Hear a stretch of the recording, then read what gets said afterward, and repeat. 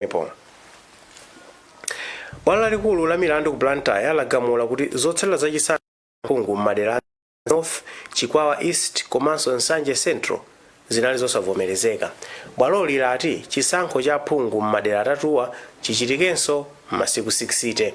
Ku madera awa aphungu anali a Francis Kasaira, a Ncheka Chilenje, a DPP komanso a Sam Kumbanyiwa a UDF, omwe bungwe la MEC linawalengeza kuti apambana pa chisankho cha aphungu chomwe chinachitika pa 21 May 2019. Koti la Senior Resident Magistrate ku Lilongwe latumiza ku koti lalikulu mlandu omwe ukukhudza Anomani Chisale ndi anthu ena atatu pa nkhani yogula simenti kunja. Achisale akuwazenga mlandu pamodzi ndi a Peter Mukhito, a Rosa Mbilizi ndi a Mahmed Shafe Junara. Anayiwa awaganizira kuti anagwiritsa ntchito mwachinyengo dzina la mtsogoleri wakale Peter Mutharika pogula matumba 800,000 a simenti osapereka msonkho. Kuti tipeza mbiri nayi Western Kuta ndi ripoti. Anomani Saulos Chisale, Peter Mukhito, Rosa Mbilizi ndi a Mahmed Shafi Junara akuwazenga mlandu wogwiritsa ntchito mwachinyengo chiphaso cha mtsogoleri wakale wa dziko lino a Peter Mutharika pogula ndi kulowesa mdziko muno matumba 800,000 a simenti.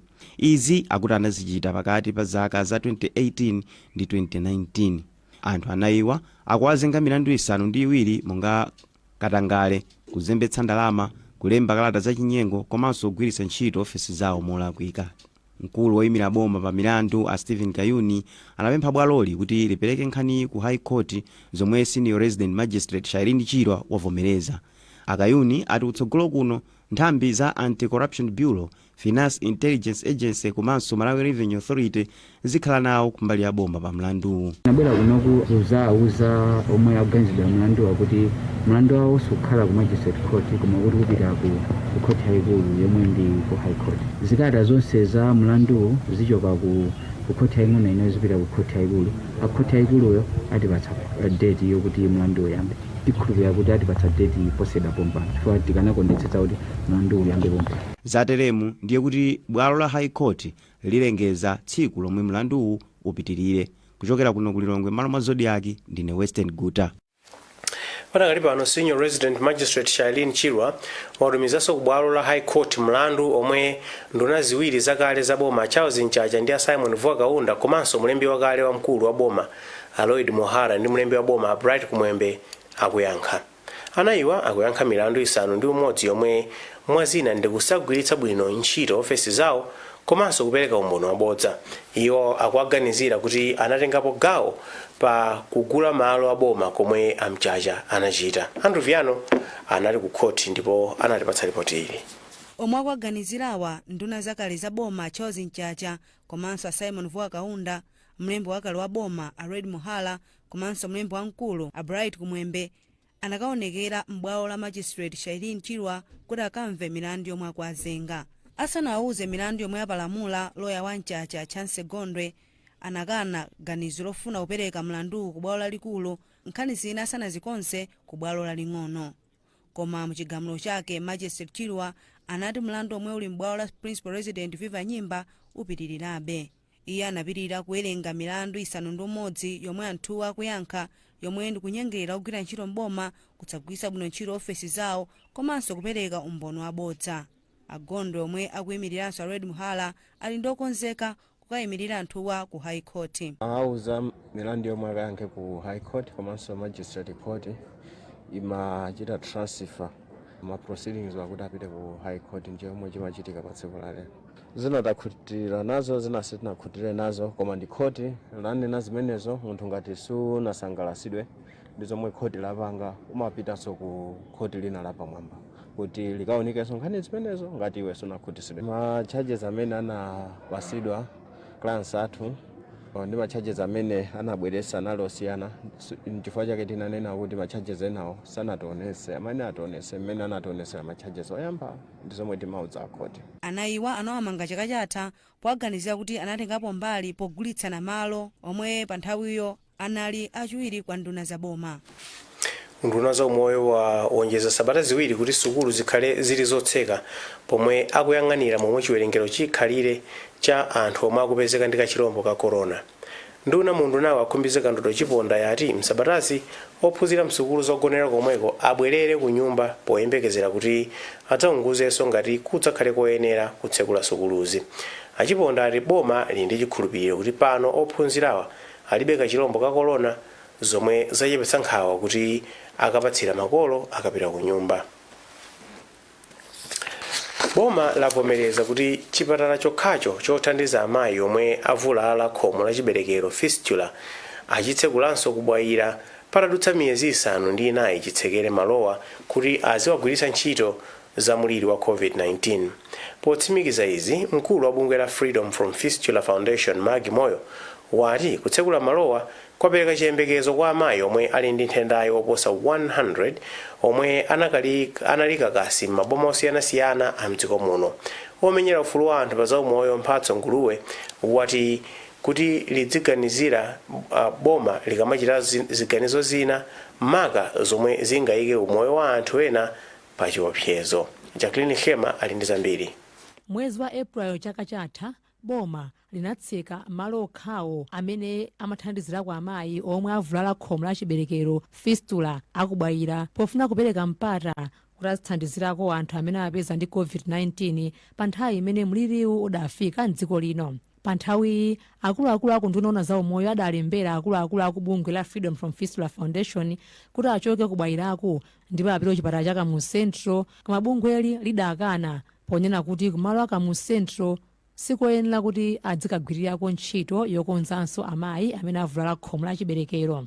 Pomwe boma limachita ngati silinkasunthika ndi nkhaniyi, mwini wa bungweli Dr. Anne Glog anaganiza zongoyimitsa ntchito zonse kumalowo zomwe zinachititsa kuti amayi oposa 100 maboma osiyanasiyana mdziko lino akhale kakasi. Patadutsa miyezi ya zokambirana, mkulu wa bungweli kuno ku Malawi Mibawa watitsimikizira kuti tsopano bungweli ndi boma asayinirana mgwirizano kuti ntchito yothandiza amayi omwe avulala khomo la chiberekero ku chipatala cha Bwayira kudzera ku bungweli iyambikenso. Tasayinirana mgwirizano imene ikutsimikiza tsopano kuti Freedom from Fistula Foundation ipitiriza ntchito yake mzaka 5 zikubwerazi. Ndipo mkulu woona za mmene matupi amayendera pa nkhani za umoyo kunduna za umoyo afanika chale watitsimikiziranso kuti boma lasayinira mgwirizanowu ndi bungweli. Ndi chikhulupiriro kuti mawowa akubwayira akhala ndithu kuti azigwiritsidwa kwa azimayi amene ali ndi vuto limeneli. Padali pano omenyera ufulu wa za umoyo Mphatso Nguluwe wati nzokondweretsa kuti malowa akuyambiranso kugwira ntchito yothandiza amayi ochuluka amene ali ndi vuto la fistula, koma anati nzomvetsa chisoni kuti boma inachita chiganizochi mosaganizira miyoyo ya amayiwa. Tsogolomo boma nkofunika kuti tikakumana ndi crisis yotere kuti apapa titseke ichi tizipereka alternative. COVID ndi like an emergency, but in that emergency would have been able kunena kuti apapa tsopano ichi tichisuntha tichibweretsa apa. Kwa zaka pafupifupi 10 bungwe la Freedom from Fistula Foundation lathandiza amayi oposa 3000 mdziko lino omwe anabwerera kwawo ndikukafunafunanso amayi ena oti chipatalachi chiwathandize ku nthendayi. Malo mwa Zodiak ku Lilongwe, ndine Jacqueline Shema. Unduna za umoyo wapempha magulu osiyanasiyana kuti ayambe zokonzekera ntchito yopereka katemera wa COVID-19 monga kudziwitsa anthu za ubwino wa katemerayo. Nduna za umoyo akhumbize kandodo chiponda yati pakadali pano boma lukoza ndondomeko ya zachuma yoyendetsera ntchitoyi yomwenso idzafune thandizo. Iwo anena izi lachisanu ku malo omwe akuthandizira odwala COVID-19 a Bingu National Stadium ku Lilongwe, pomwe amalandira thandizo polimbana ndi nthendayi kuchoka ku mabungwe a Press Trust ndi Lilongwe Water Board.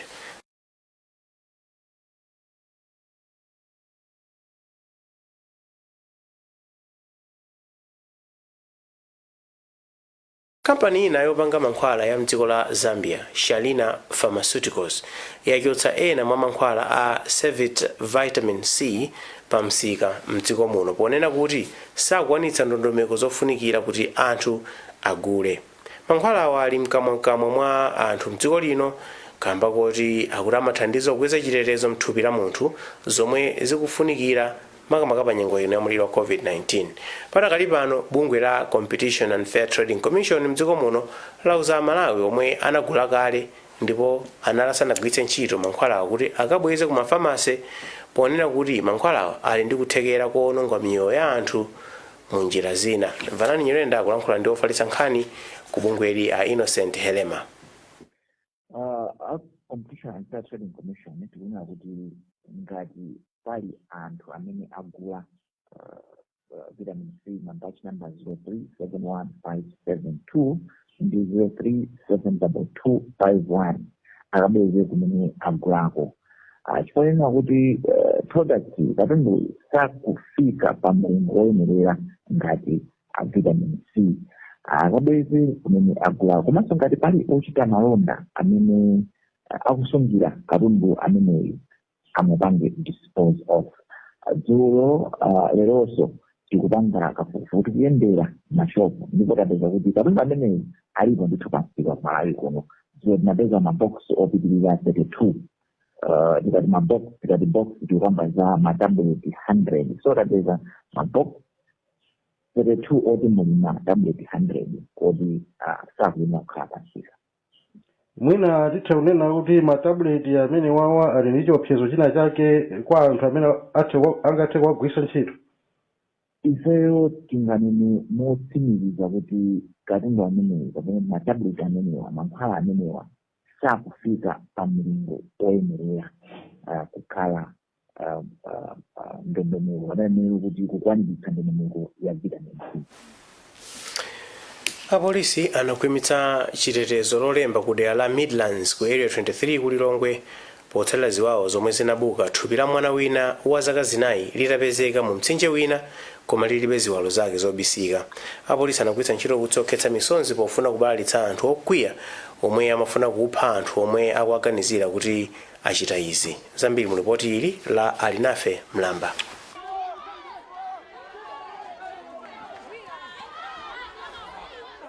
Chipolowe chomwe chinabuka ku area 23 ku Lilongwe pakati pa apolisi ndi anthu amderali chinafika usiku wa Lolemba. Apolisi anathira utsi wokhetsa misonzi m'nyumba za anthu ndipo anthu anabwenzerapo wagenda. Anthu ena anathyola ndi kuba katundu osiyanasiyana mu sitolo zina komanso yachipiku yomwenso ayitentha.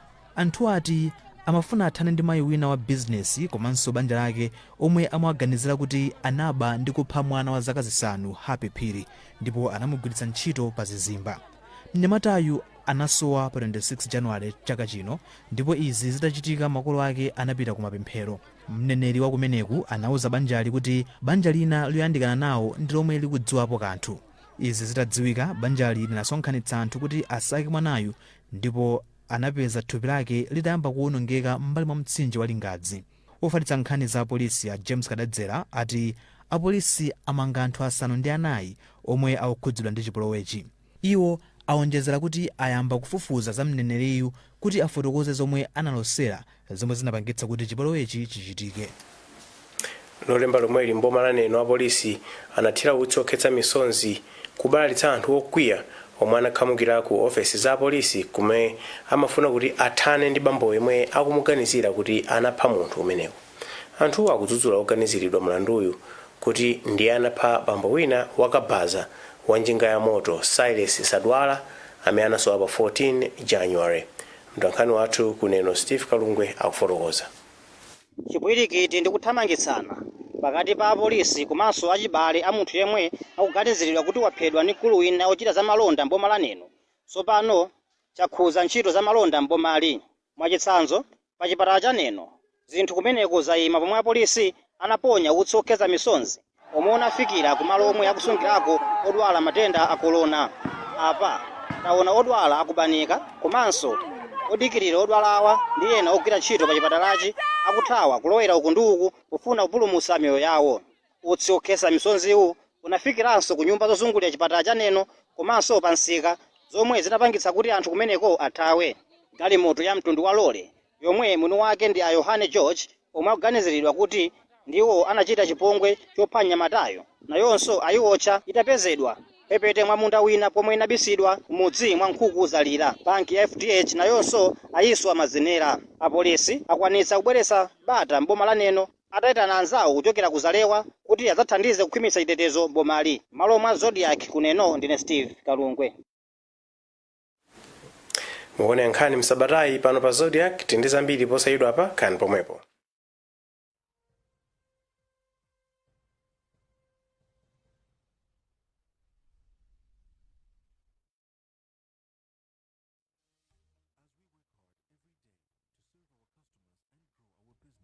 one thing should always come to mind. You cannot do business without your customers. COVID-19 is amongst us and is quickly claiming the lives of our loved ones. As part of our corporate social responsibility, we have decided to forgo our part of revenue on Safe Hands Premium Hand Sanitizer to help stop the spread of COVID-19. Safe Hands Premium Hand Sanitizer is now available at Metro, Spar, People's Supermarket in Lilongwe, Blantyre, Zomba, and Mzuzu. Safe Hands Premium Hand Sanitizer comes in 5 liters. Beat the coronavirus. Use Safe Hands Hand Sanitizer. ETHCO. That's the spirit.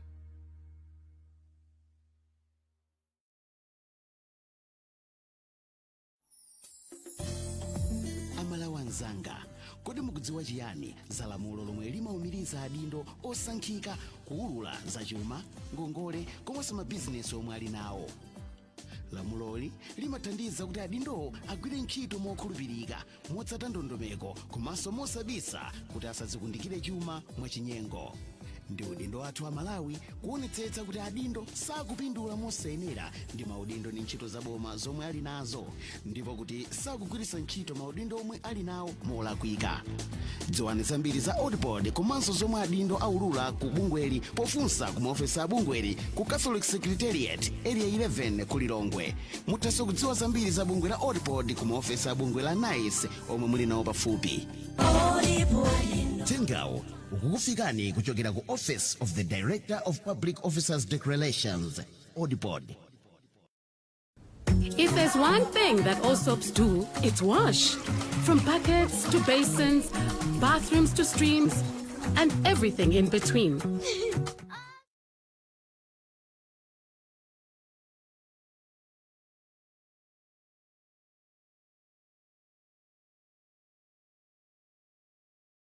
You against 99.9% of germs. So what keeps us healthy? Protex! Good health starts here. Kupeza zinthu zabwino sikulira kukhala ndi chuma koma kuzindikira chinsinsi. Pamene Yohane anatangwanika kufuna kumukomedwetsa tango, Yakobe anapeza chinsinsi cha tango kudzera pa lisiti la katundu amene anagula tango. Tango amagwiritsa ntchito zonse zopangidwa ndi Purity Sanitary Products, monga Purity wosambira mthupi, Purity wosambira m'manja, Purity wodzola mthupi, komanso Purity wotsukira mbale ndi mapoto. Patangotha sabata imodzi Yakobe akugwiritsa ntchito zopangidwa ndi Purity Sanitary Products, Yakobe adatenga mtima wa tango chifukwa chooneka bwino. Wonekani bwino pogwiritsa ntchito Purity Sanitary Products.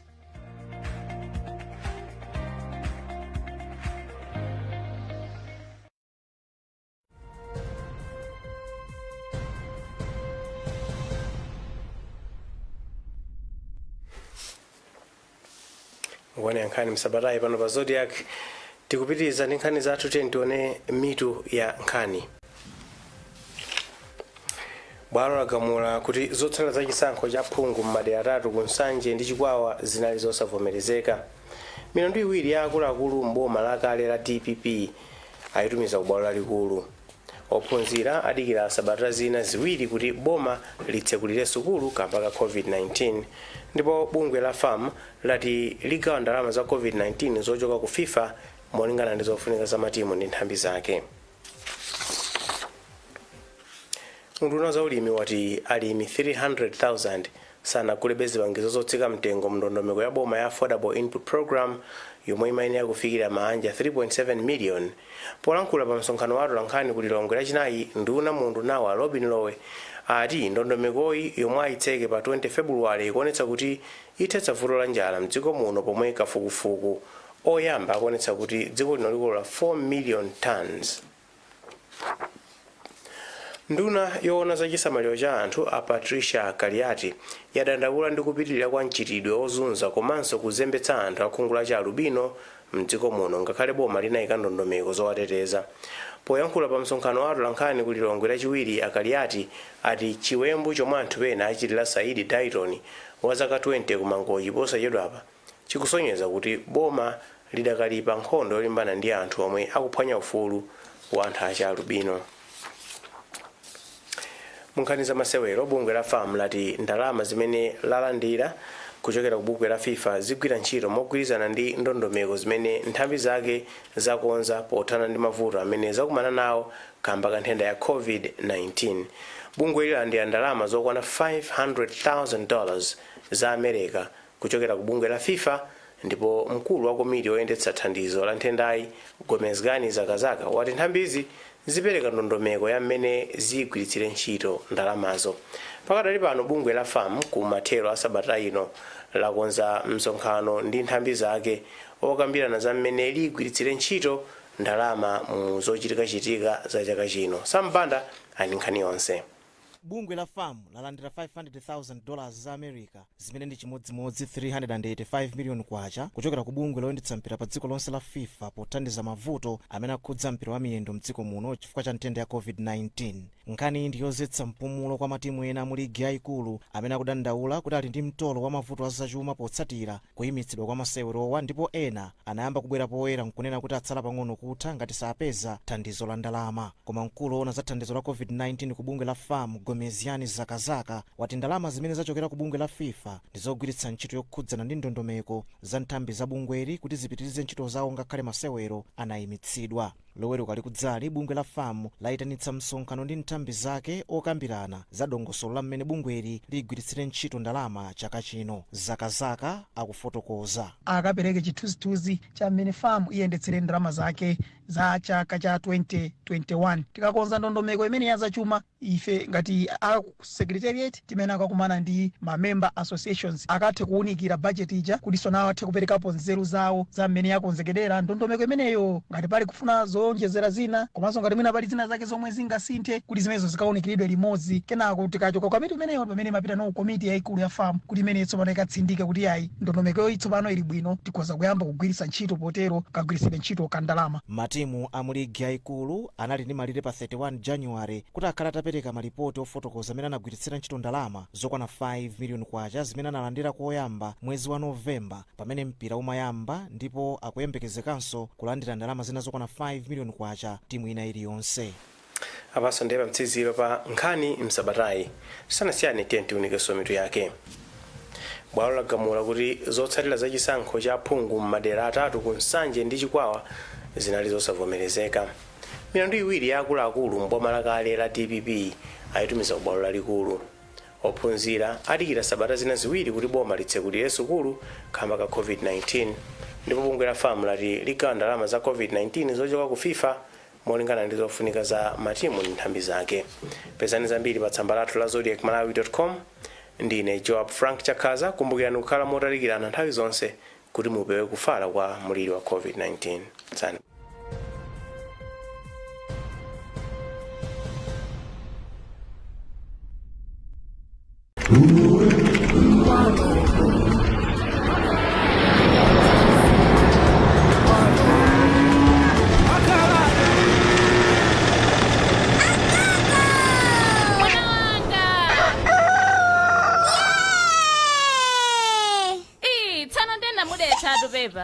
Musadandaula amayi, ndimagwisa ntchito soap wa Sunshine Green amene ali ndi ngodya zinayi.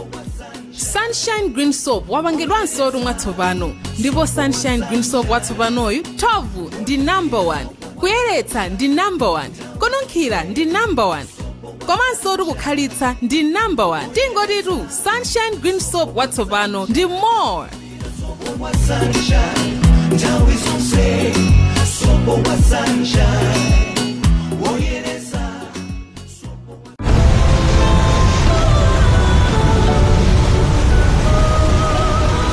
Now experience 4G speeds on your 3G device with the Airtel 4G Pocket Wi-Fi.